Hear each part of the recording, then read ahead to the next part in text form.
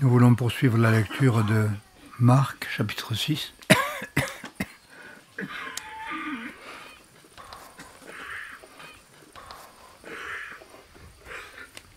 Marc, chapitre 6, verset 7.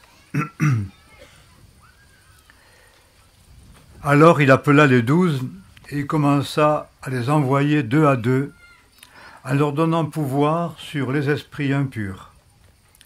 Il leur ordonna de ne rien prendre pour la route, sauf un bâton, de n'avoir ni pain, ni sac, ni monnaie dans leur ceinture, de ne prendre pour chaussures que des sandales et de ne pas emporter deux tuniques. Il leur disait, en quelque maison que vous entriez, demeurez-y jusqu'à votre départ. Ça, c'est une vérité de la palisse, demeurez jusqu'à votre départ. Ça voulait dire départ de la ville. Ça signifiait donc simplement qu'ils ne devaient pas aller de maison en maison pour trouver l'hospitalité, mais ils restaient là où on les avait reçus, sans chercher davantage. D'après ce que je comprends. Parce que sinon, ça serait une drôle d'expression. Restez jusqu'à votre départ, évidemment. On va y rester jusqu'au départ. Donc ça dépend du départ de quoi et d'où. Hein. C'est juste une petite explication, mais ça m'a amusé. Alors, je vous explique ce que j'ai cru comprendre. En quelque maison que vous entriez, demeurez-y jusqu'à votre départ. Et si, dans quelque endroit, on ne veut ni vous recevoir, ni vous écouter, sortez de là et secouez la poussière attachée à vos pieds, en témoignage contre les habitants. Étant donc partis, ils prêchèrent la repentance. Ils chassaient beaucoup de démons, ils joignaient d'huile beaucoup de malades, et ils les guérissaient. Je voudrais que nous puissions relire des textes parallèles qui relatent la même chose, avec quelques petites nuances qui peuvent être intéressantes pour nous. Nous lisons dans l'évangile de Matthieu, chapitre 10,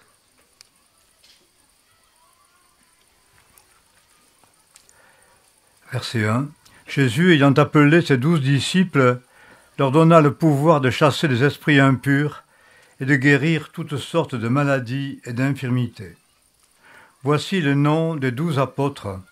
Le premier, Simon, appelé Pierre, André, son frère, Jacques, fils de Zébédée, et Jean, son frère, Philippe et Barthélemy, Thomas et Matthieu, le péager, Jacques, fils d'Alphée, et Thaddée, Simon, le cananéen, et Judas l'Iscariote, celui-là même qui le trahit. Ce sont là les 12 que Jésus envoya en leur donnant ses instructions. N'allez pas vers les païens et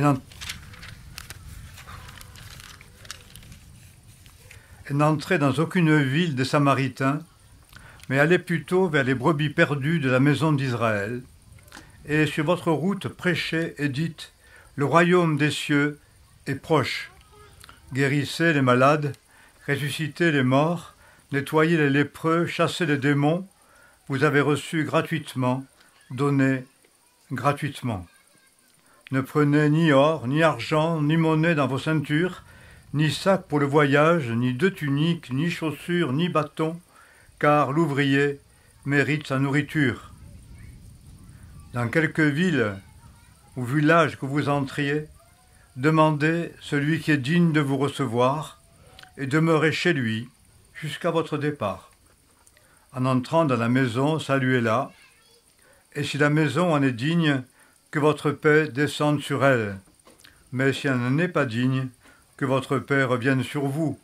Si l'on ne vous reçoit pas, si l'on n'écoute pas vos paroles, en sortant de cette maison ou de cette ville, secouez la poussière de vos pieds. En vérité, il y a toute une technique pour pouvoir prêcher quand il fait du vent. Mais je n'ai pas encore tout à fait la technique. Le pays de Sodome et de Gomorrhe sera traité moins rigoureusement que cette ville au jour du jugement. Voici que je vous envoie comme des brebis au milieu des loups. Soyez donc prudents comme les serpents et purs comme les colombes. Tenez-vous sur vos gardes vis-à-vis des hommes, car ils vous livreront aux tribunaux, etc.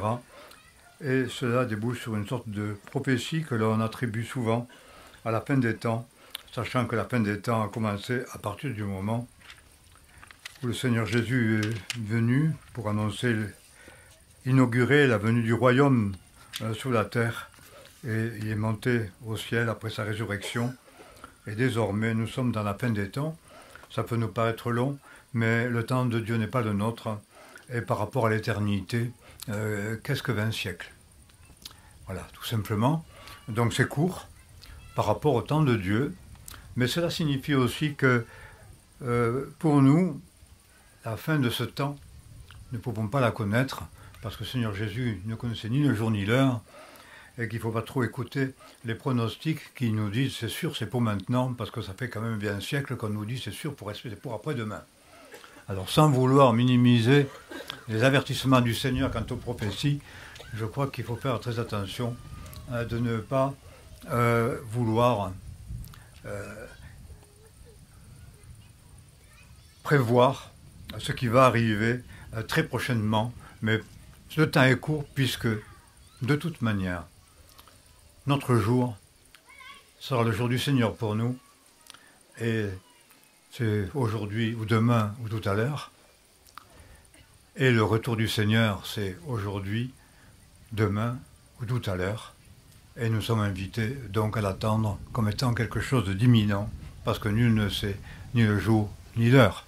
Mais ce ne sont pas les pronostics des hommes qui utilisent la parole souvent comme moyen de divination qui peuvent aiguiser notre attente, car cela a conduit beaucoup de gens à l'incrédulité à force d'être déçus et d'entendre des prophéties qui ne se réalisent pas. Il faut être très vigilant quant à cette chose-là. Mais nous voyons donc que les apôtres ont été choisis pour inaugurer la venue de ce royaume. C'est une chose tout à fait particulière dans la terre d'Israël d'abord, et nous ne pouvons pas prendre exactement donc ces exhortations au pied de la lettre, comme certains le font pour évangéliser. Il faut donc rien prendre. Il faut prendre qu'une paire de chaussures, etc., et s'habiller comme des saltimbanques, et finalement dépendre de la générosité des autres, parce qu'on n'a pas pris soin de s'habiller et de prendre des précautions. Nous allons voir que cette parole est comme caduque dans le détail, bien que des principes spirituels nous soient donnés quant au témoignage, mais elle est rendue caduque puisque le Seigneur Jésus va dire aussi plus tard à ses disciples eh bien, de s'habiller et de prendre ce qu'il faut. Et je voudrais que nous puissions le lire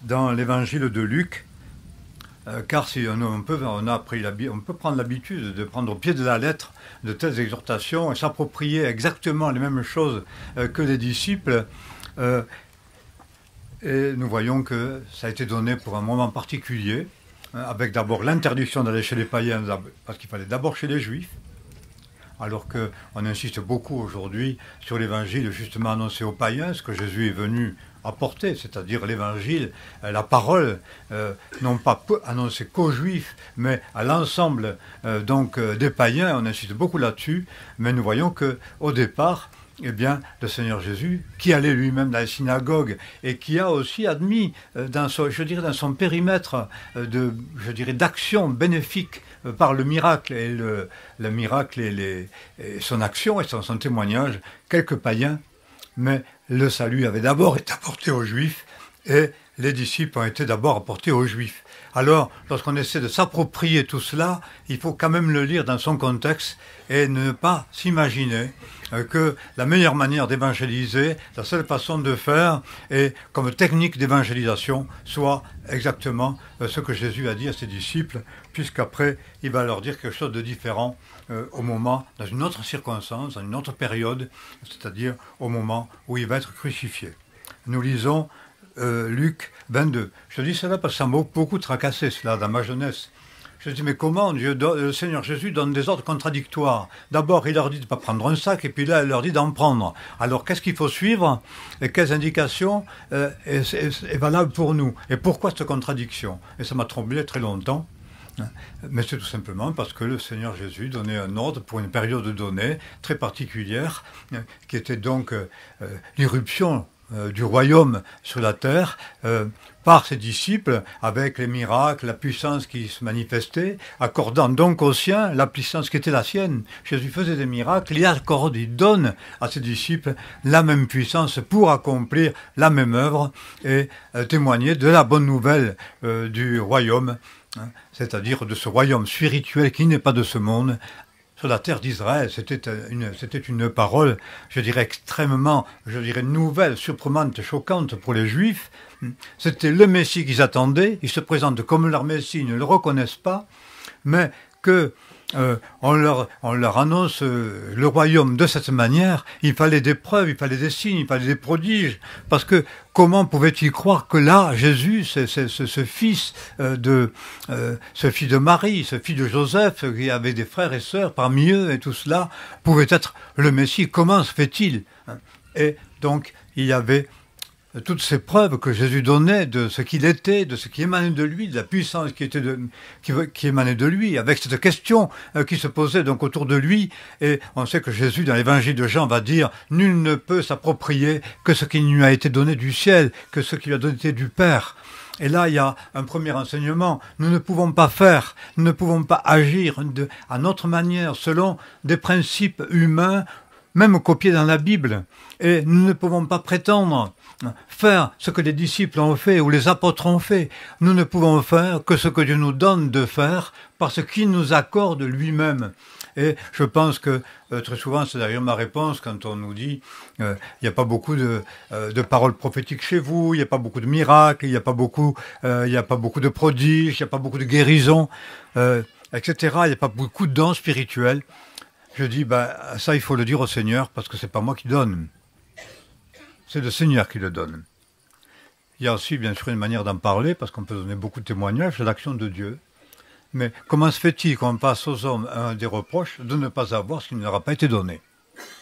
Comment pouvons-nous, nous-mêmes, au fond, mettre comme Dieu à l'épreuve en l'obligeant à quelques manifestations, alors qu'il le donne naturellement à ceux qu'il envoie, comme nous voyons parmi les disciples? Pourquoi insister? Pourquoi vouloir à tout prix telle ou telle chose, alors que la prière devrait non pas être une exigence, mais une marque de soumission, de dépendance, une marque de foi? Et on voit que la foi des disciples est mise à l'épreuve, ils sont animés d'une puissance, mais ils doivent partir sans rien. Ils risquent d'être rejetés, ils risquent d'être bannis. Jésus le dit, le prévoit dans ce programme, et ce dépouillement qui est le leur quand ils vont partir, eh bien, est une mise à l'épreuve de la foi. Mais le don, le charisme, la puissance pour la guérison, pour les miracles, Jésus le leur donne d'emblée, naturellement. Jésus va les équiper de la force nécessaire pour accomplir le ministère qui leur demande. Il leur demande et il donne, ou il donne et il demande, et il envoie. Mais nous ne pouvons pas prétendre avoir ou fabriquer, par toutes sortes de techniques possibles, ou d'exigences, disons, religieuses, parce qu'on veut avoir la puissance de Dieu se manifester, si possible par nous, si possible par notre action, alors que Jésus, le Père, Dieu le Père, donne. Et nul ne peut s'attribuer. Sinon, c'est une imposture, ce qui ne lui a pas été donné du Père. Et cette réalité existe bien souvent. C'est quelque chose qui n'a pas été, je dirais, donné du Père dans sa dépendance, mais qui a été comme exigé, qui a peut-être été fabriqué, dont on s'est attribué soi-même le pouvoir, le ministère ou autre par une sorte d'exigence, d'ambition personnelle. C'est une imposture. C'est fabriquer, s'approprier quelque chose qui n'est pas à soi. C'est possible que ça se passe. On voit quelques exemples dans la Bible où eh bien des gens sont attribués un rôle de prophète, mais puis ça a été pour leur perdition. Enfin, on pourrait citer quand même des exemples rares, mais quand même, où finalement les cailles peuvent bien être données quand le Seigneur veut donner la manne. Les choses qu'on veut s'approprier, les choses qu'on convoite, mues par une ambition, et qui n'est absolument pas la marche de la foi, qui n'est absolument pas l'expression d'une prière soumise, dépendante, qui plaît à Dieu, comme le Seigneur Jésus lui-même priait son Père, et recevait de son Père ce qu'il le Père lui avait donné. Cette dépendance de Dieu marque vraiment, il me semble, ce début du ministère des disciples. Ils reçoivent quelque chose du Seigneur, ils reçoivent des ordres du Seigneur, et il leur est donné une ligne de conduite et un comportement qui est précis par rapport à une situation donnée et qui va être différente. Et je voudrais quand même vous le lire dans Luc, parce qu'on voit que Jésus parle de manière différente aux disciples au moment de la croix. Et nous lisons donc cela dans Luc, chapitre 22.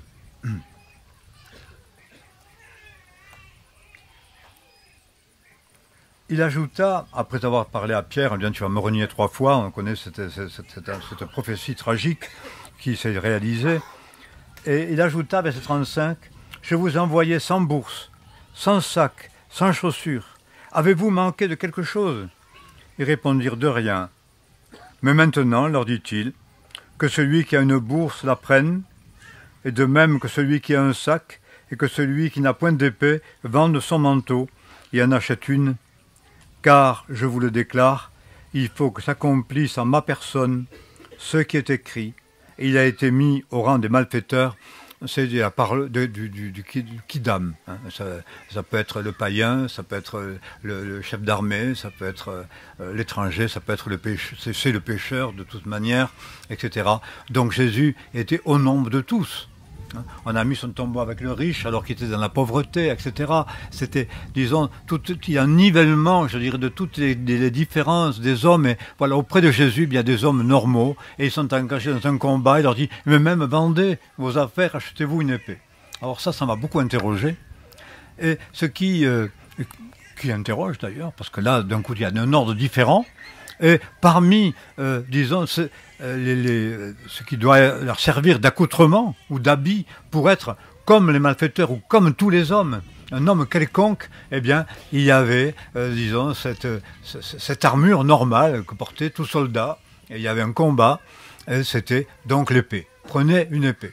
Alors, il y a comme une sorte quand même d'ironie, d'interrogation, parce que les disciples vont vite regarder ce qu'il leur reste et ils vont rien vendre. Et il dit, il y a 2 épées. Alors, pour l'équipe et pour un combat qui concerne le royaume, hein, c'est le combat par rapport au royaume de Dieu, hein, c'est quand même 2 épées, c'est dérisoire. Ça suffira, dit Jésus. Déjà, il introduit, il me semble, je dirais, la pensée et ce qui va se passer plus loin. Parce que, en fait, ces 2 épées, c'était en soi inutile.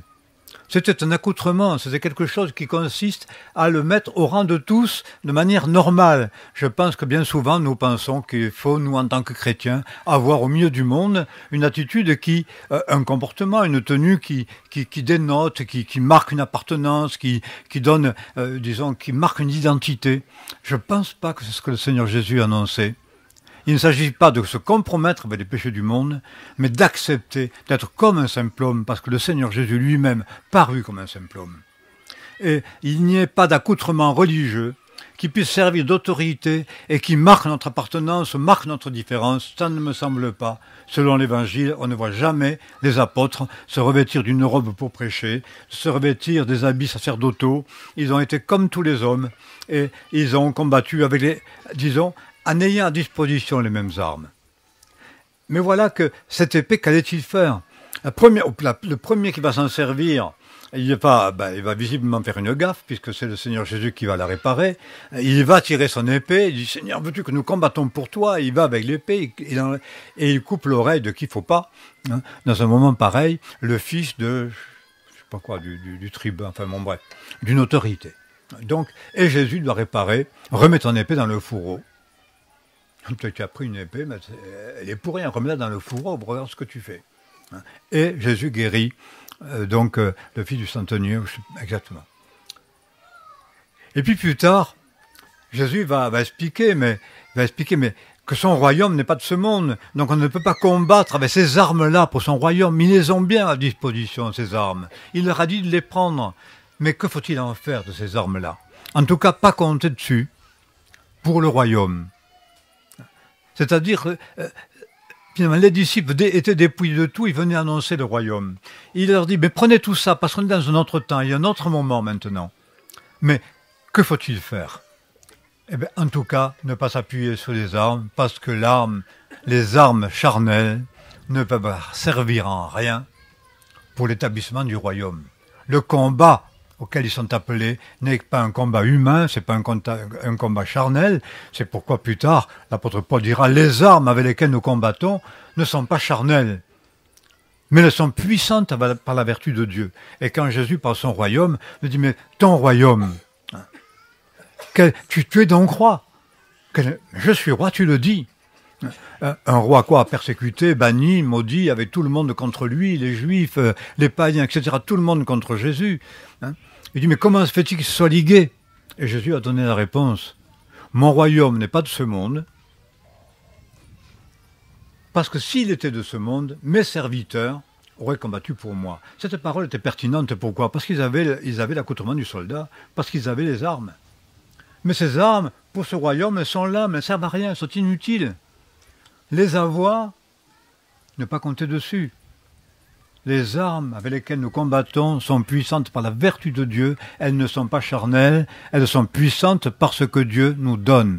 Je ne peux pas singer la puissance de Dieu, je ne peux pas me l'approprier, je ne peux pas m'approprier le don de faire des miracles, des choses extraordinaires, par toutes sortes de subterfuges bien souvent qui sont propres à impressionner les hommes.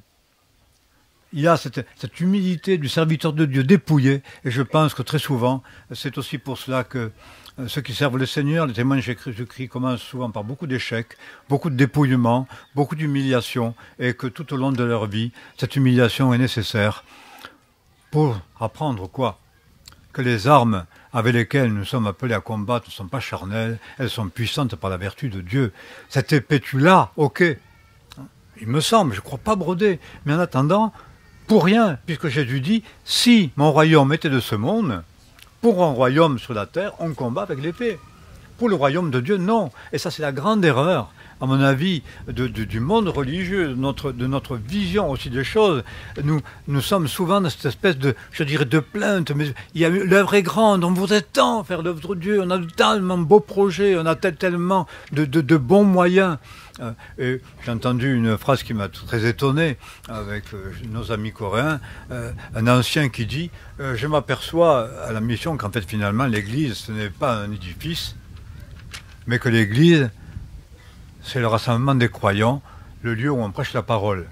Je trouve ça vraiment une trouvaille extraordinaire, mais enfin disons, il y a 20 siècles que c'est écrit. Jésus l'a dit dans l'évangile en toutes lettres, je détruirai ce temple, je le construirai. Il parle de son corps qui est détruit. Donc il parle d'un royaume qui n'est pas visible et qui émerge dans la personne de ses disciples, qui émerge dans la personne des croyants. Mais pas du tout, mais pas du tout visible au niveau de ce que l'homme appelle visible. Et il dit, je n'habite pas dans un temple fait de main d'homme. Voilà, c'est écrit dans la parole, même dans l'Ancien Testament déjà. La divinité n'habite pas dans un temple fait de main d'homme. C'était pour une période passagère qu'on reconstruit tout le temps.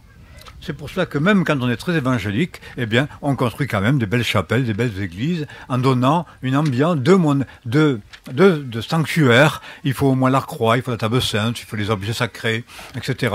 Il faut la tenue sacrée. Ça ne correspond pas à ce que Jésus nous enseigne. Ce sont des armes charnelles de manière à frapper la vue des hommes, leur intelligence, leur sens, leur désir. Mais ça n'a rien à voir avec la parole. Je ne pense pas. Il n'habite pas dans un temple fait de main d'homme. La beauté de l'édifice, il faut être bien pour y recevoir ses amis. Si vous voulez, j'ai réfléchi au départ quand on a construit la mission. C'était avec mes amis, on pensait, parce que on sait très bien que souvent dans le monde religieux, c'est quand même pas très beau, quoi. On aime tellement la sobriété qu'à voir les grandes cathédrales, je dirais les grands temples, etc., où on s'occupe de beaucoup du faste, eh bien, le reste est souvent, disons, dans une apparence pauvreté pas très agréable. Je dis, mais ça, c'est quelque chose qui nous les mettait mal à l'aise. Et j'ai dit, mais quand on aime ses amis, quand on aime ses frères et sœurs, quand on aime les pauvres, qu'est-ce qu'on fait? On va pas. Eh bien, c'est comme, je dis, un boucher qui aime ses clients.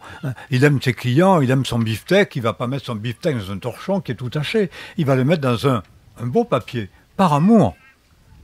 Tout simplement. Donc, on va servir une bonne nourriture, on va essayer de faire les bâtiments les plus beaux possibles. Pourquoi? Par amour pour ses amis, par amour pour les pauvres qu'on accueille, par respect pour eux-mêmes, pour la gloire de Dieu. C'est autre chose, c'est inspiré par l'amour. Mais tout ce qui est appétit de grandeur, appétit de gloire, appétit de forme, je dirais, de recherche du sacré, par l'extérieur du vêtement sacré, est quelque chose, me semble-t-il, qui fait obstacle au témoignage de l'Évangile, qui glorifie l'homme, qui nous glorifie nous-mêmes, qui peut glorifier une œuvre, mais qui ne glorifie pas vraiment le Seigneur. C'est pas dans sa dépendance, c'est pas le témoignage de la foi. Et nos affaiblissements, et ils sont nombreux, nos humiliations sont nombreuses, combien de fois on a envie de les refuser, de remettre presque la fidélité et l'amour de Dieu en question, et puis nous nous sentons si souvent si faibles en don, en charisme. Nous aimerions bien avoir ce qu'avaient les disciples, et s'ils me le donnaient aujourd'hui, qu'ils me le donnent, j'en serais tellement réjoui. Mais je ne peux m'approprier et ne me glorifier que de ce que le Seigneur me donne. Nul ne peut s'approprier que ce qui a été donné du Père. Il suffit que ce qui se passe au travers de nous soit ce que Dieu veut faire par moi. Et pour cela, il va donc alors façonner son instrument et il va dire quand même, on le voit, à des disciples, des choses contradictoires et incompréhensibles. D'abord, il leur dit de rien prendre, après il leur dit de prendre, il va leur dire d'acheter une épée, et puis en plus de ça, il ne va pas falloir s'en servir, parce que ça ne sert à rien pour le royaume. Il me semble qu'il y a dans cela une sorte de ligne incompréhensible au niveau du raisonnement humain et d'une logique. La conduite du Seigneur n'a pas la logique de l'homme. Et nous devons bien accepter cette dépendance de Dieu. C'est cela un disciple. Un disciple le suit et ils sont accoutumés à le suivre. Et puis d'un coup, le Seigneur les envoie. Il leur fait des dons, les dons qui sont les siens, il leur donne et il les envoie deux à deux. Et il leur dit comme des brebis au milieu des loups. C'est quelque chose qui m'a toujours, disons, terrifié, ça. Être envoyé. Chez nous, à l'époque, il n'y avait qu'une mission que nous connaissions, avant la mission de Timothée, qui nous a enfantés quand même. Eh bien, c'était quoi? C'était partir dans les villes les plus catholiques de France, du centre, très, je dirais, quand même très terriennes et très rivées sur la tradition catholique, enfin, etc., paysanne aussi.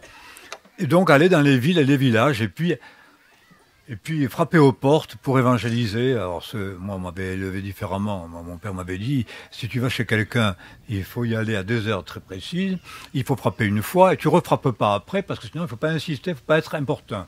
Donc j'avais appris ça, puis moi, d'un coup, pour l'évangélisation, il fallait faire l'inverse. Alors j'étais jeune, et je trouvais ça un peu indécent, un peu incorrect, etc. Donc j'avais beaucoup de peine, et je ne comprenais pas trop ça. Et puis donc, mais c'était la seule manière de travailler, on n'en connaissait pas d'autre. Donc c'était quelque chose de très difficile. Alors quand j'ai lu ça, le Seigneur Jésus a envoyé les disciples dans les contrées pour annoncer le royaume, c'était tellement incongru pour un juif, pour mais annoncer le royaume de Dieu, annoncer le Messie. Mais les juifs encore n'en reviennent pas. Depuis 20 siècles, ils n'ont pas réussi, on peut dire, à s'accoutumer à ça, malgré, bien qu'il y ait quand même des textes. Donc, on peut comprendre quelle stupeur dans la synagogue, au temple, dans les campagnes, tout cela pouvait créer de remous tout autour, etc. Et ils les envoient. Ça me faisait très très peur. Alors, il y a quelque chose qui m'a rassuré, et c'est pour ça que je suis un homme très dépendant. C'est qu'il les a envoyés deux à deux. Il y a une marche de foi, mais cela indique aussi déjà l'embryon de l'Église, la vision, la volonté de Dieu. Et nous retrouvons ça dans les Actes des Apôtres. Le Saint-Esprit dit « Mettez-moi à part Barnabas et Saul ». Ça, il me semble que ça nous détourne de cette idée individualiste de faire une œuvre qui soit la nôtre, qui soit vraiment notre fruit, et pas le fruit de l'autre, qui soit le nôtre pour justifier notre existence. Il y a dans ces deux, déjà, un enseignement de l'unité. Lorsque deux ou trois s'accordent pour demander quelque chose à mon Père, je le donne. C'est donc, je dirais, cet ami, l'homme choisi, pour être avec nous, pour accomplir. Et là, c'est quelque chose de très rare. et je crois très difficile. Eh bien, s'il n'y a pas cette injonction divine, travaille avec ton ami. Prends avec toi un ami, 2 à 2, pour une communion. Ça exclut aux gens. Déjà, j'ai beaucoup expérimenté parce que c'est depuis le départ, c'était dans ma vie. J'ai dit, moi je veux bien partir, mais il m'en faut un autre. Parce que je suis dépendant de l'autre. Et que je ne peux pas m'en passer, en fait. Et que si j'essaie de m'en passer, je m'aperçois que je sors du principe biblique. Et que la bénédiction semble comme se disperser. Je les ai envoyés 2 à 2 pour annoncer le royaume. Mettez à part Barnabas et Saul, et puis c'était Silas et Paul, puis Barnabas et Saul, etc. 2 à 2. 2 s'accordent pour demander quelque chose. Communion d'esprit. Mais cela garde beaucoup de l'orgueil, parce qu'on ne sait plus lequel des 2 a porté le fruit. Et ça, on en a expérimenté au début avec Luc très souvent. On s'est rendu compte, quand on était déjà à la fac de théologie, que quand on était 2, et avec des fois d'autres qui s'ajoutaient, il y avait toujours qui s'ajoutaient. Il y avait toujours des gens qui venaient. Parce qu'on était bien quand il y a la communion des 2. C'est quelque chose qui se répand, la communion. C'est quelque chose qui se communique. Et c'est quelque chose qui donne de l'assurance. Tu ne peux pas t'approprier le fruit parce qu'il est des 2. Tu ne peux pas vivre sans parce qu'on est envoyé à 2. Et il y a cette acceptation, je dirais, cette forme de dépouillement nécessaire que Satan combat tout le temps. Il y a quelque chose qui m'a beaucoup interrogé. C'est dans l'histoire des révèles de la Gardonninque. C'est que les brigadiers à Drôme, ils avaient été choisis par Dieu et ils travaillaient toujours au moins à 2. Des fois à 4, mais au moins à 2. Et quelqu'un a écrit, un brigadier qui est devenu, je crois, doyen de la fac de théologie de Montpellier, qui est devenu libéral d'ailleurs, et il a dit, à partir du moment où on s'est dispersé, l'œuvre s'est arrêtée. Et comment est-ce qu'ils se sont dispersés? J'ai dit, mais pourquoi va être dispersé? Un vieux qui était, je veux dire, un fossile du réveil des Gardonninques, pourquoi se sont-ils dispersés? Et la réponse a fusé immédiate. Le consistoire, les milieux religieux leur ont donné à chacun une place très honorable dans des postes très en vue dans le monde protestant. Et ils ont accepté cette place et le réveil s'est arrêté. Et il disait, cet homme, le brigadier n'est pas la brigade. La communion des 2 a une force que l'on n'a pas tout seul. Et ça, je pense que c'est pas quelque chose qu'il faut faire comme principe, c'est un besoin véritable. C'est l'acceptation d'une dépendance. Alors 2, mais c'est l'embryon d'une équipe 2. C'est aussi la réalité du corps de Christ, telle que dans l'Épître aux Éphésiens elle est décrite. Et nous avons tous, je pense, moi je pense que je pas trop et de moins en moins, parce que en vieillissant, on est quand même très dépendant, mais quand même, un sentiment de faiblesse qui oblige à la dépendance. Je ne peux pas me passer de mes frères. Toute velléité indépendante, personnelle, de choix personnel, de goût, je dirais d'envoi, de ministère personnel, me semble tellement impossible et tellement à côté de la vérité.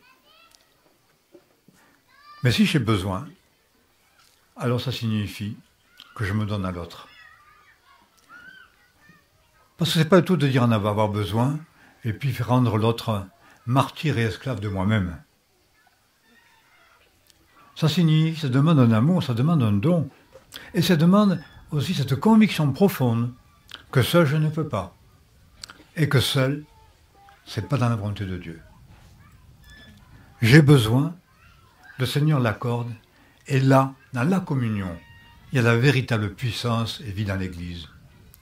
Alors, on n'est pas tous appelés à partir courir les villages, à voyager à 2, etc. On n'est pas obligé de reproduire ce que j'ai vécu avec Luc, ce que j'ai vu avec Jérémie, ce que j'ai vécu avec à l'époque Mathias et Martin. Et c'est simplement un petit témoignage, mais je me souviens très bien quand mon père est décédé, on s'est retrouvés, tous les amis avaient été dispersés à droite et à gauche en France pour le témoignage. Luc à Metz, etc., Jean Martin à Bruxelles. Je me suis retrouvé tout seul. Et puis les autres, eh bien, c'était des jeunes candidats. Je dis, mais j'ai qui là maintenant? Je dépouille de tout. Et j'ai vu mes deux amis. Et je dis, ben, c'est avec eux que tu vas travailler. Et il y avait beaucoup de bénédictions à ce moment-là. Ils étaient plus faibles peut-être, c'était des jeunes, ils étaient là pour la formation. Quand on a, je sais pas, 35 ans, de 25 à 35, une petite différence quand même, au niveau de l'âge. Il y a d'autres périodes, c'est un peu plus... mais là, c'était fort. C'est avec eux, je te les donne. Prends-les. C'était une très grande joie. Ce qui se passe dans la communion fraternelle, quand on accepte d'être ceux que Dieu choisit pour travailler ensemble côte à côte. C'est là qu'est le combat. Et c'est pour cela que s'installe très très vite des divisions. Cette réalité ne peut être que vécue dans la grâce de Dieu, dans l'humiliation personnelle, ça je crois vraiment. Mais si, pourquoi souvent les églises ne grandissent pas? Pourquoi l'œuvre de Dieu ne se fait-elle pas plus? Je suis persuadé que c'est à cause de cela. On veut tellement être celui qui. Et il y en a toujours un qui va être celui qui. J'ai dit une fois, il n'y a pas très longtemps, c'est mon ami Gaël, j'ai dit, mais tu sais, on n'attend pas de toi grand-chose dans l'église, il suffit que tu sois là. Que tu y sois dans l'amour fraternel. Je peux, Gaël, c'est ce que je t'ai répondu. Donc, faire des choses difficiles, c'est pas ta portée, mais pas non plus. Moi non plus. Hein, c'est pas notre portée. Et c'est terrifiant de devoir jouer un rôle. Mais d'être là. Et de donner ce que le Seigneur me donne, parce que je ne peux pas donner ce que le Seigneur ne m'a pas donné. Donc il suffit d'être là, de donner ce que le Seigneur nous donne, et de prendre l'autre que le Seigneur me donne. C'est une dépendance et une vie pour l'Église. Et je pense que ces textes qui nous parlent de ce que Jésus a dit à ses disciples, déjà, il leur a donné ce qui était nécessaire, il met leur foi à l'épreuve, il les envoie 2 à 2, et il leur dit, allez dans les villages. Et là, il y a tout, je dirais, comme une sorte d'humilité. Ce n'est pas l'esprit conquérant. Allez dans le village, s'il se trouve une maison qui vous accueille, restez jusqu'au bout. Ne faites pas les mendiants, c'est pas la tournée des popotes, etc., ou la tour des grands-ducs, comme on fait le tour des bistrots, quand on a trop d'argent et qu'on est surtout très débauché. C'est restez là. Et si il se trouve une maison de paix, votre paix retournera sur elle. Ils vont recevoir une bénédiction par votre présence, parce qu'on est source de bénédiction pour ceux qui nous reçoivent. Et là, annoncez la bonne nouvelle du royaume. Si la ville ne vous reçoit pas, il n'y a pas besoin de la conquérir. Voilà. C'est pas la conquête. Allez et annoncez ce que vous avez annoncé là où on vous reçoit, s'il se trouve une maison de paix. C'est pour ça que je crois beaucoup, c'est un peu la doctrine d'église, d'implantation d'église, elle n'est pas commune, celle-là. Mais il me semble qu'elle est ainsi et qu'elle est simplement biblique. Ce n'est pas l'esprit de conquête. J'ai un témoignage à apporter, là où on me reçoit, je reste, il y a une bénédiction. Là où on me reçoit, j'annonce la parole, c'est tout. Il n'y a pas de stratégie autre que celle-là. Et je crois beaucoup à ces églises qui naissent dans une maison prête à accueillir la parole et accueillir les serviteurs de Dieu. C'est une vie de maison, je pense, qui accueille. Et c'est là que va naître l'Église. On a parfois expérimenté que l'évangélisation a porté ses fruits dans une ville qu'à partir du moment où une maison nous a accueillis, elle n'a pu y continuer, mais le jour où la maison s'est fermée, on a bien voulu ouvrir des salles. On a bien voulu faire de l'évangélisation comme avec des salles publiques ou des salles louées. Mais on s'est rendu compte, il n'y a plus de maison qui accueille. Et le fruit n'était plus là. C'est très clair cela.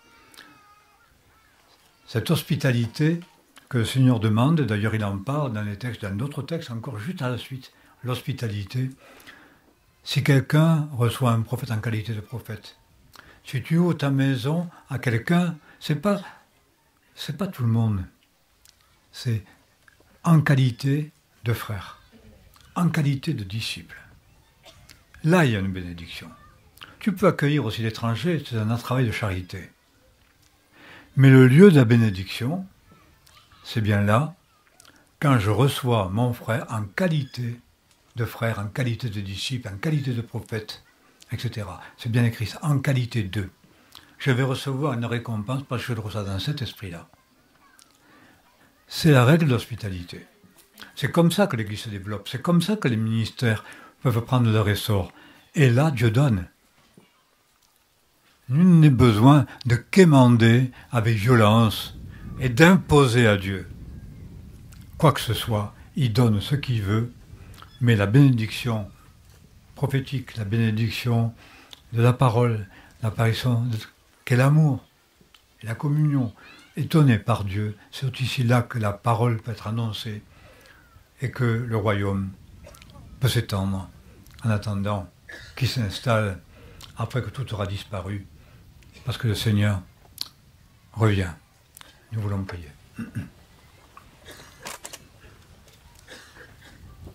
Seigneur, nous reconnaissons les failles de nos vies et l'opposition que nous pouvons éprouver dans nos âmes en voulant être premiers, indépendants, faire, en insistant tant auprès de toi pour avoir des dons que tu communiques à qui tu veux, comme tu veux, le temps que tu veux, et dans ton but, dans ton plan. Seigneur, nous voulons entrer dans ce plan-là et encore livrer nos vies pour accomplir ton œuvre par ton esprit. Laisse-nous, nous voulons nous laisser enseigner avec douceur et faire ton œuvre dans ta dépendance, reconnaissant ta volonté et nous laissant modeler intérieurement par tout ce que tu nous dis, tout ce que tu nous montres, afin que nos ministères, les uns aux uns et aux autres, soient vraiment bénis et que nous soyons pour cela, en cela, des sources de bénédiction. Merci Seigneur de disposer nos cœurs à chacun pour que nos maisons soient des lieux où la parole du royaume peut être annoncée. Pour ta gloire, Seigneur Jésus. Amen.